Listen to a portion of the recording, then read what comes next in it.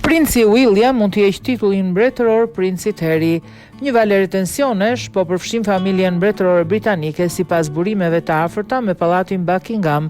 Princi Harry mund të jetë në rrezik të humbas titullin e tij mbretëror njësoj si xhaxhai i tij. Lajmi vjen pasi politikania britanike Rachel Maskell ka ringjallur propozimin e dikushmi i cili do t'i jepte mbretit Charles dhe në të ardhmen trashëgimtarit të Fronit, princit William, të drejtën për të hequr tituj trashëgimnor. Nëse ky ligj kalon, nuk do të habitesha nëse Harry do të ishte i radhës, tha një burim i afërt nga pallati. William nuk është akmarrës, por ndihet thellësisht i zhgënjur dhe është gjithmonë me vështirë kur zhgënjimi vjen nga dikush i afërt.